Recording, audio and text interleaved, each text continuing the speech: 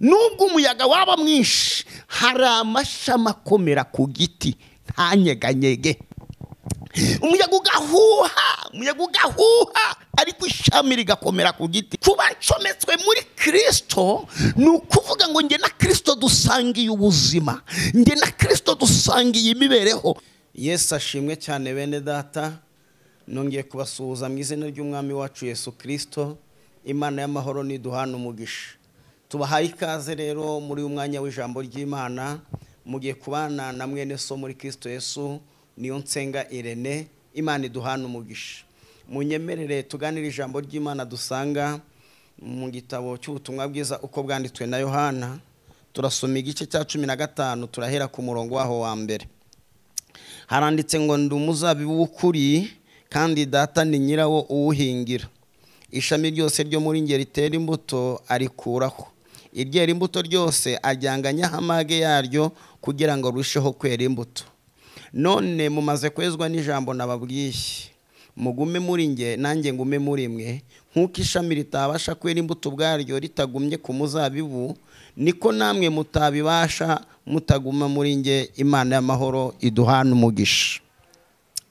Duhawe umwanya mwiza wo kugira ngo tuganire ijambo ry'Imana. Niyo mpamvu tubahaye ikaze abari hirya no hino, aho Imana ishimye ko muri kuri uyu munsi wa none. Ndabifuriza kwegera hino kugira ngo tubane tuganire ijambo ry'Imana. Nifuje kuri uyu munsi ko tuganire ijambo ry'Imana rizingiye mu nyigisho ivuga ngo Yesu Kristo mu ishusho y'ibyaremwe. Yesu Kristo uhereye kera kose iyo yajyaga kwigisha inyigisho ze yakundaga gukoresha ururimi abantu bari bwumve, agakoresha ijambo abantu bari bwumve bakamenya icyo ashatse kuvuga. Niyo mpamvu yakunze kuvuga ngo niwe mwungeri mwiza, aravuga ngo niwe yabubatsi banze ngo ariko ku Mana ryabaye rikomeza imfuruka. Avuga amagambo akomeye cyane, yagiye yivuga akoresheje ibyaremwe byinshi. Kuri uyu munsi rero munyemerere ndashaka kuvuga Yesu mu ijambo yakoreshejwe dusomye rivuga ngo ndi umuzabibu w'ukuri. Imana ishimwe. Mu mvugo za Kristo yakunze gukoresha ijambo rivuga ngo ndi umuzabibu. Iri jambo ubundi mu buzima busanzwe ni rya rindi Imana yabwiye Mose igihe Mose yabazaga Uwiteka ngo ningera kwa Farawo ngagera mu Bisiraheli nzababwira ko ari nde wantumye. Imana ibwira Mose ngo uzababwire ngo ndiho, nduwo ndiwe. Imana ishimwe. Imana ndiho, njyewe ndiho. Niyo mpamvu Kristo yakundaga gukoresha ijambo njyewe, ndi. Aha Yesu aravuze ngo ni umuzabibu w'ukuri, ngo twebwe abamwizeye, twebwe abamwakiriye turi amashami. Ndashaka iri jambo Umwuka wera w'Imana be muri twebwe afashe gusobanurira ijambo, kuko iri jambo ryihishemo kumenya agaciro kacu muri Kristo Yesu. Yesu Kristo ubwe niwe uvuze ngo ni igiti cy'umuzabibu. Nimvuga ko Yesu Kristo ari igiti, muraza kunyihanganira, ntabwo ari ukumwubahuka, ahubwo we ubwe niwe wakoresheje aya magambo. Kandi iyo dusomye ijambo ry'Imana mu gitabo cy'ibyahishuriwe Yohana igice cya 5 guhera ku murongo wa mbere, ni amagambo Yohana yahishuriwe igihe yari Patimo, ngo yagiye kubona ngabona iyicaye kuri ya ntebe ngo ifite igitabo mu kuboko kwayo cy'iburyo, ngo cyari gifatanishije ibimenyetso 7 ngo gifungishije ubushishi. Bibiri ijambo ry'Imana rambwira ngo nuko Uwiteka abaza ngo ninde ku isi, ninde mu ijuru ndetse nindi kuzimu wafata icyo gitabo akakibumbura yamenye ibimenyetso birindwi bigifatanije. Bibiri avuga ngo mu ijuru habura n'umwe, ikuzimu habura n'umwe, ngo ndetse no ku isi habura n'umwe. Bibiri ijambo ry'Imana avuga ngo nuko Yohana ngo arizwa cyane nuko habuze utinyuka gufata icyo gitabo ngo amenye ibyo bimenyetso ndetse ngo anakibumbure. Bibiri avuga ngo ndetse ngo uretse no kukifata ngo akibumbure ngo habuze n'utinyuka no kukireba. Biravuga ngo nuko Yohana arizwa cyane ngo nuko habuze ubumbura icyo gitabo. Ijambo ry'Imana avuga ngo nuko Yohana acirira ngo umwe muri ba bakuru ngo araza abwira Yohana ngo wirira, dore intare yo mu muryango wa Yuda, igishitsi cya Dawidi none harahagurutse aje kubumbura icyo gitabo kandi amene n'ibimenyetso birindwi bigifatanije. Shuti y'Imana ndagira ngo unyumve ngaya mahame ya Kristo, ngiki kuntu nkundira Kristo. Imana yatanze amahirwe mu isi, Imana itanga amahirwe mu ijuru, Imana itanga amahirwe kuzimu, habura n'umwe. Ariko habuze n'umwe Kristo, Imana ishimwe ngo yemera guhaguruka. Icyo nkundira Kristo, ntabwo Kristo ashobora kuza kukurengera, Kristo ntashobora kuza kugutabara ugifite undi muntu wishingikirije. Ntabwo Yesu yaza kugutabara hari ubundi buryo bugihari. Nkunda Kristo ko iyo abantu banze kukurengera, iyo inshuti zakuvuyeho, ibyo abantu batagishoboye ku buzima bwawe, Kristo araza akabikora. Imana ihabwa icubahiro, Imana ishirwa hejuru.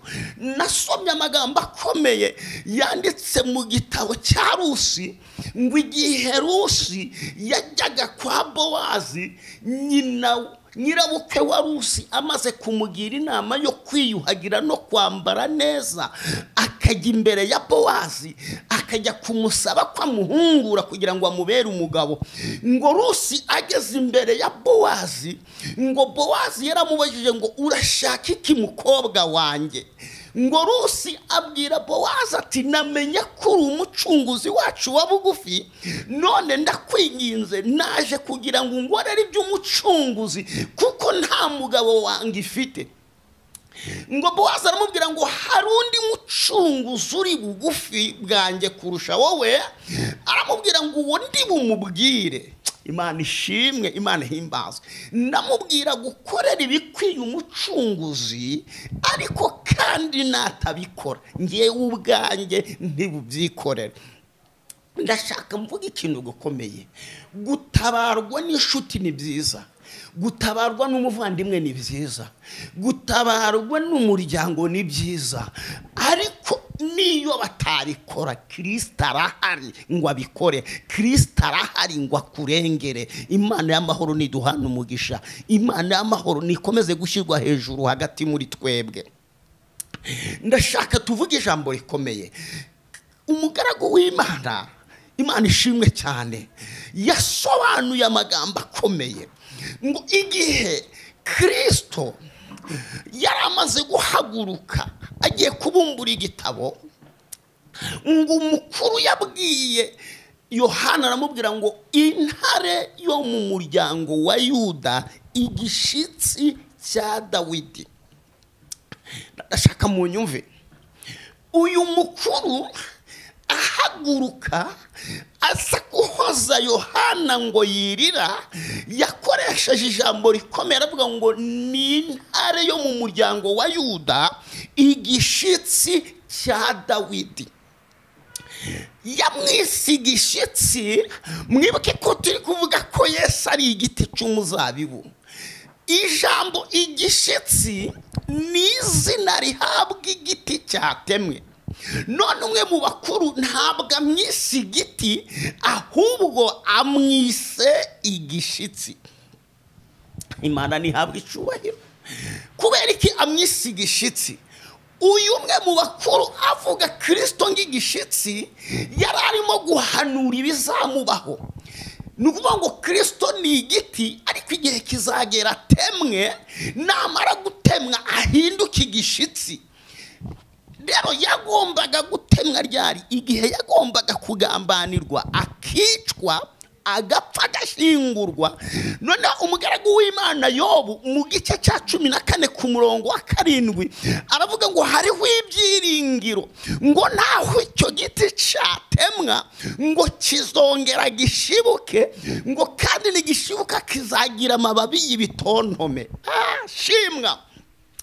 Yahanuraga Kristo uzapfa yarangiza akazuka, kandi kuzuka kwa Kristo noneho akazukana ubugingo bw'abantu benshi, akazukana ubugingo bw'imbata nyinshi zigahinduka abana b'Imana. Imana itugirire neza, izina ry'Uwiteka rishirwe hejuru. Reka twinjire mu busesenguzi bw'iri jambo, Imana ikomeze ibane natwe. Yavuze ngo ndi umuzabibu, mwebwe muri amashami. Imana ihabwe icyubahiro. Mbega ijambo rinejeje gusobanukirwa ko Kristo ari igiti, noneho ngewe ngaba nta mashami. Ubwabyo bituma ngewe Irene numva ndafite ubwoba, bituma ngewe Irene ngendana ibyiyumviro bimpa umunezero, numva nta bwoba na buke mfite, kuko Kristo ni igiti, ngewe ndamashami. Kubera iki? Kubera ko ahantu hose uzasanga igiti, uzasanga amashami acometse mu giti. Munyumve bene data, ahantu hose uzasanga igiti, uzasanga amashami acometse mu giti. None Kristo ni igiti, twebwe turi amashami. Ni ukuvuga ngo ngewe Irene niba ndi ishami rya Kristo, ncometse muri Kristo.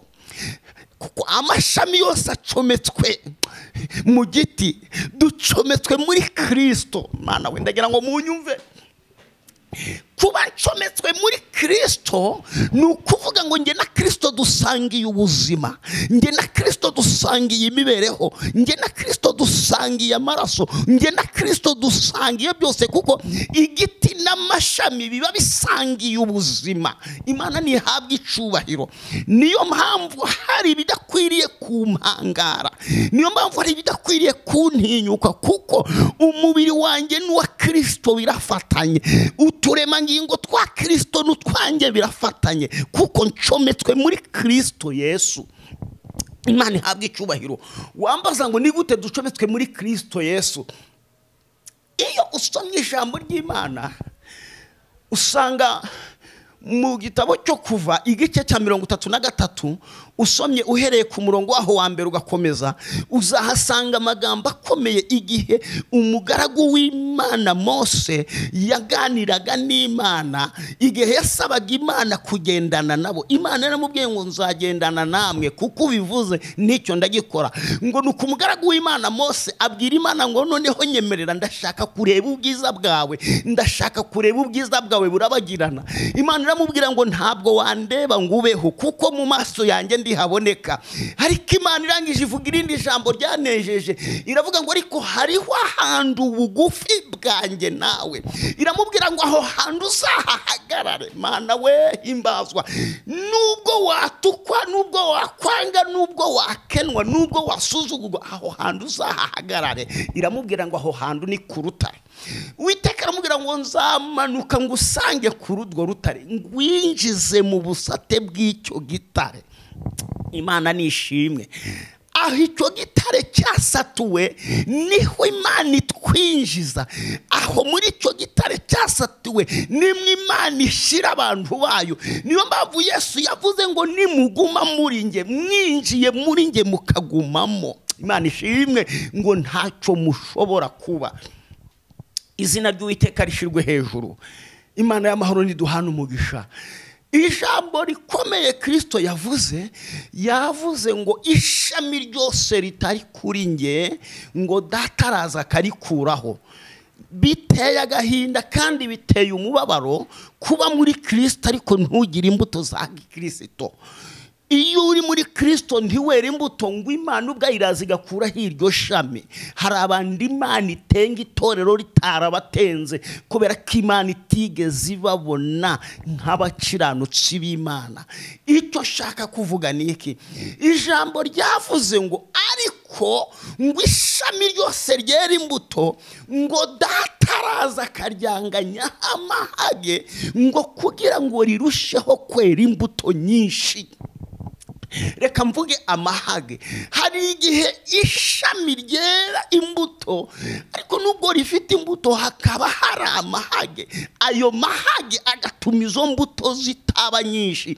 Ngo ikindi Imana ikora ngo iraza igafata ayo mahage ikayakuraho. Shuti wowe uri kunyumva, wakirira ijambo nk'ubuzima bwawe, akirira ijambo nk'ubuhanuzi.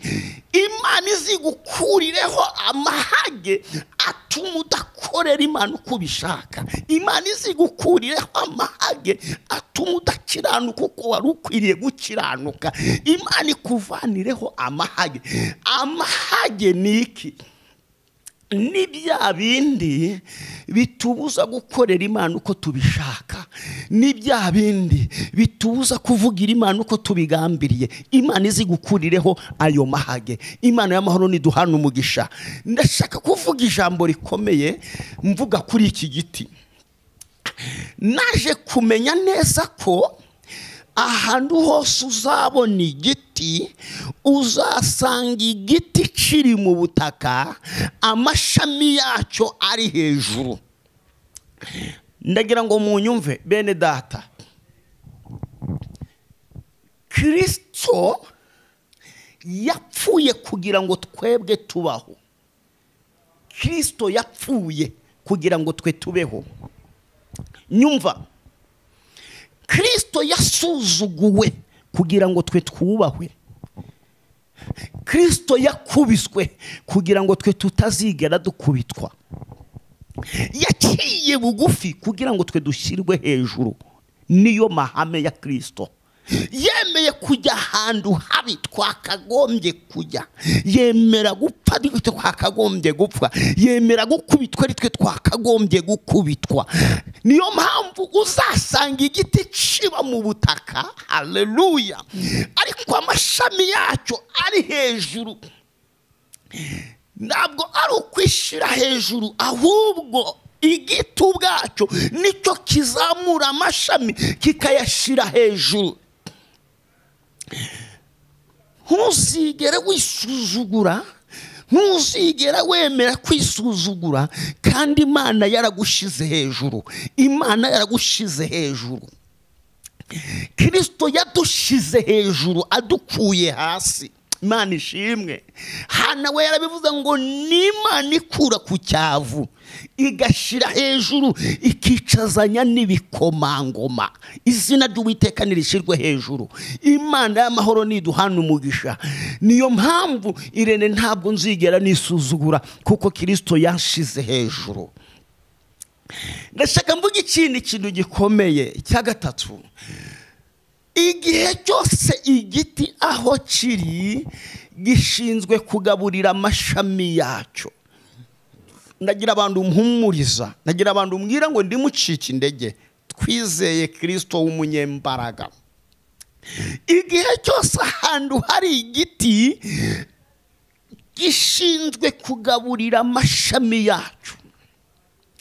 Kubera ko igiti gifite imizi myinshi kandi iyo mizi ishorera ahantu hatandukanye. Imana ishimwe cyane. Ni ukuvuga ngo ntabwo amababi atunga igiti, ahubwo igiti gitunga amababi yacyo.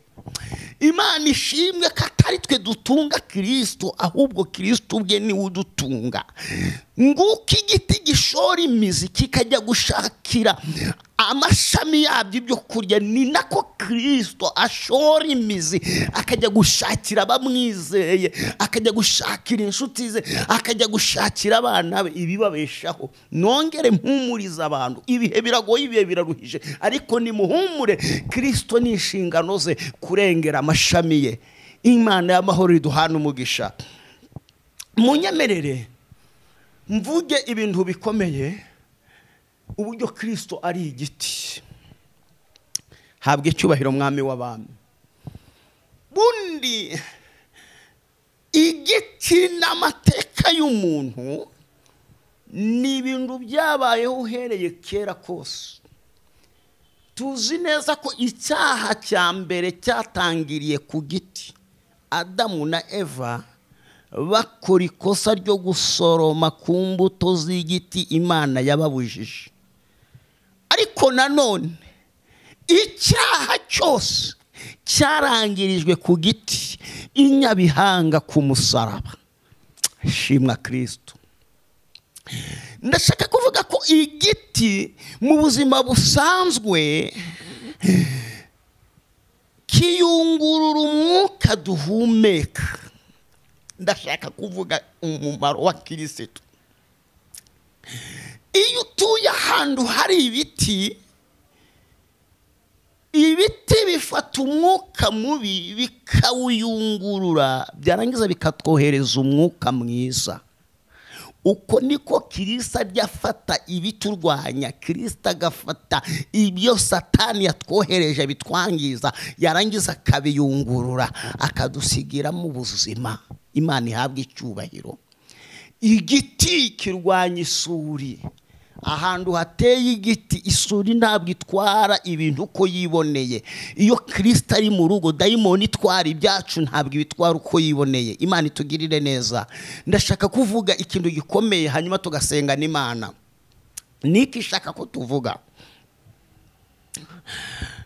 Twavuze ko ikintu cyose gishaka kurwanya amashami kigomba kubanza kurira igiti, kuko bidashoboka ko watema ishami ry'igiti utabanje kurira igiti.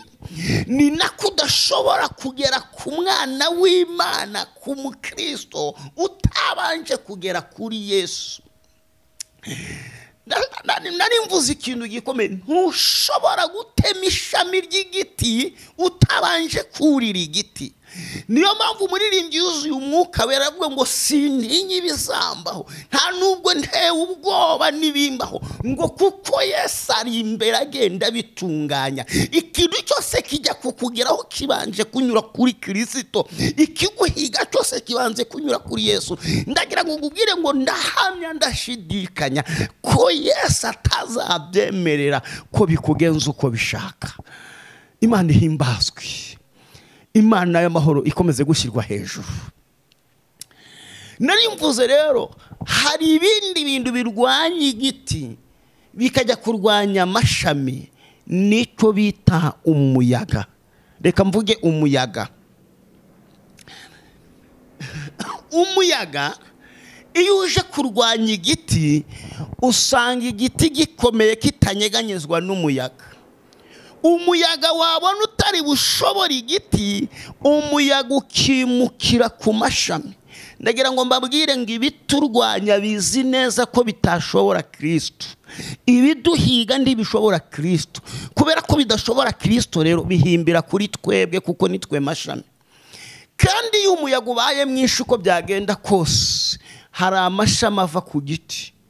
Mbabwire ko buri kigeragezo cyose kibaye, buri ntambara yose ibaye, hari abisubiza inyuma, hari abica indege, hari abikura mu byizerwa. Ariko ndashaka kuvuga iki, nshuti y'Imana?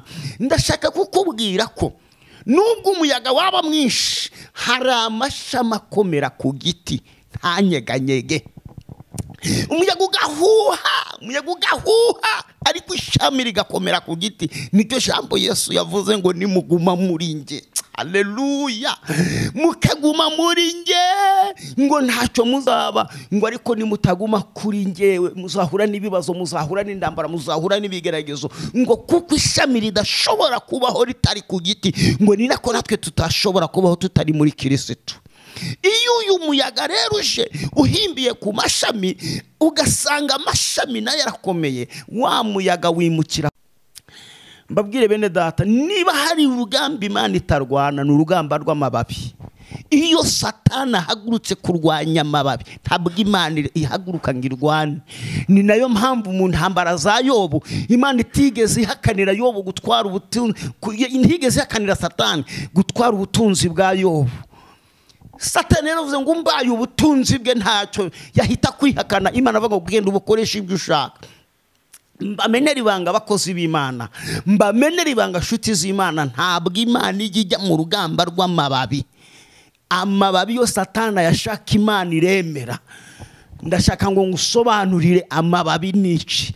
Amababi ni kakazi kawe, amababi ni yanzu yawe, amababi ni ya modoka yawe, amababi ni bwa butunzi bwawe. Iyo Satani ahagurutse agiye gusaba Imana ari ibyo akeneye, ntabwo Imana ijya mu rugamba rw'amababi. Oya, ahubwo urugamba Imana ijya mu ni rwa rundi yabwiye Satani, iramubwira ngo byose urabyemerewe ariko ubugingo bwa Yobu ntugakoreho. Imana yitaye ku bugingo kurusha amababi.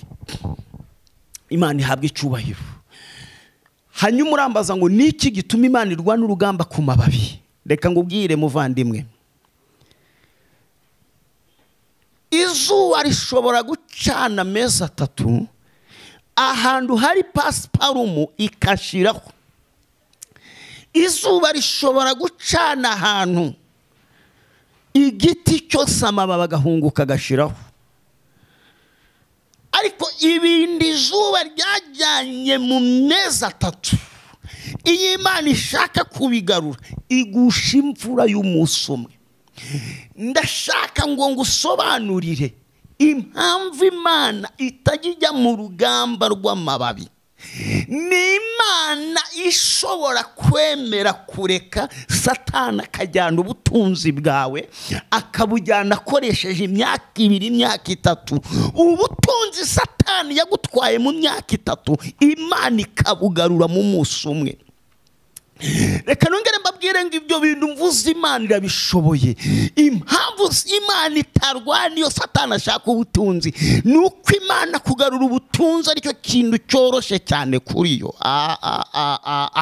Nusoma ijambo ry'Imana uzasanga umugaragu w'Imana Yosefu yavuye muri gereza mu gitondo, yogoshwa mu gitondo, yambikwa ikanzu nshyashya mu gitondo, asobanura inzozi z'umwami ku munsi umwe. Arangije hahita hashyirwaho itegeko kabaye uwa 2 ku mwami. Ibyo byabaye umunsi umwe. Ashyirwaho itegeko kagomba gukoresherezwa ubukwe, asezerana kuri uwo munsi. Iyo ni umunsi umwe. Bamuzengurutse igihugu cyose. Uwo ni umunsi umwe. Bavuga ngo ahageze hose niba mupfukamire, niba mupfukamire. Ndagira ngo nguhumurize shuti y'Imana, ikindi Imana igushakaho ni kimwe, nukuguma kuri Kristo. Kuko iyo umuyaga utwaye amababi n'amababi yose agashiraho, kugira ngo ishami ryongere guhabwa ibyiringiro, nuko iryo shami riguma ku giti. Nubwo ry'amababi yashiraho rigasa n'inkokore, rigasa n'iryumye, ngo ariko rikiri kuri iki giti, Imana igusha imvura. Haleluya! Ikagusha imvura, igiti kikongera kigahembuka. Imana ibahereza umugisha, Imana ibagirire neza. Narishaka kuvuganiza ijambo ngo ubwire ngo Yesu dufitanye isano ya bugufi. Yesu ni igiti, twebwe turi amashami. Nyemerera dusengane Imana. Turagushimye mwami w'abami, turaguhimbaje murengezi wacu, tugushimiye ineza yawe, tugushimiye urukundo rwawe rutarondoreka. Ijambo ryawe ni ukuri kandi ijambo ryawe ni ubuzima. Nyemerera ijambo urihagarareho, urikoreshe ibidasanzwe, rituremere kwizera mu izina rya Kristo Yesu. Amen. Amen.